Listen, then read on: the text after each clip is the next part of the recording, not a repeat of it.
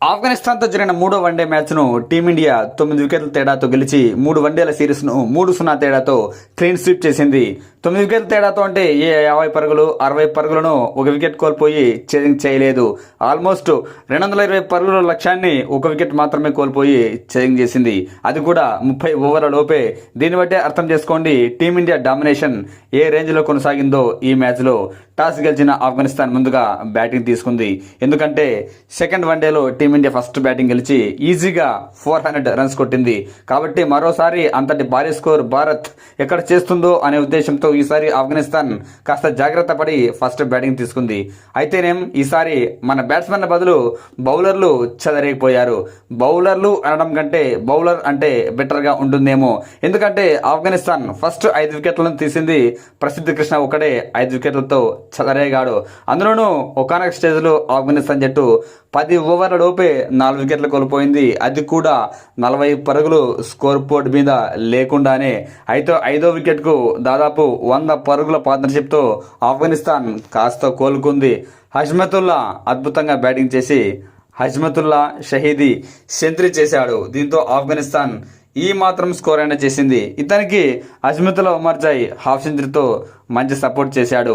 వీళ్ళిద్దరూ చివర్లో ఒక బ్యాట్స్మెన్ 21 రన్స్, మహమ్మద్ నబీ, ఈ ముగ్గురిని మినహాయిస్తే మిగతా బ్యాట్స్మెన్లందరూ దారుణంగా ఫెయిల్ అయ్యారు. హజ్మతుల్లా 102 పరుగులు చేశాడు. 13 ఫోర్లు, ఒక సిక్సర్తో 131 బంతుల్లో. అటు ఉమర్జాయ్ 56 బంతుల్లో 5 ఫోర్లు 2 సిక్సర్లతో 50 పరుగులు చేశాడు. ఈ ఇద్దరు మాత్రమే కాస్త బెటర్ బ్యాటింగ్ చేశారు. మిగతా వాళ్ళందరూ మన బౌలర్ దెబ్బకు పూర్తిగా ఫెయిల్ అయ్యారు. ముఖ్యంగా ప్రసిద్ధ కృష్ణ ఈ మ్యాచ్లో అయితే కొత్త బంతితో నిప్పులు చెరిగాడు. 8.2 ఓవర్లు బౌలింగ్ వేశాడు. 2 ఓవర్లు మెయిడన్లు చేశాడు. అందులోనూ 23 పరుగులు మాత్రమే ఇచ్చి 5 వికెట్లు తీశాడు. అంటే తన ఎకానమీ 3 పరుగుల లోపే ఉంది ఓవర్కు.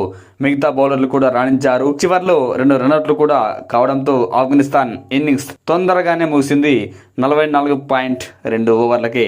ఆ తర్వాత ఓ మోస్తరు టార్గెట్. కానీ టీమిండియా ఆకాశమే హద్దుగా చెలరేగింది. ఫస్ట్ ఓవర్ నుంచి కౌంటర్ అటాక్ చేసింది. ఓపెనర్లే ఆల్మోస్ట్ మ్యాచ్ను ఫినిష్ చేశారు. ఆఫ్ఘనిస్తాన్కు ఎక్కడ కూడా అవకాశం ఇవ్వలేదు.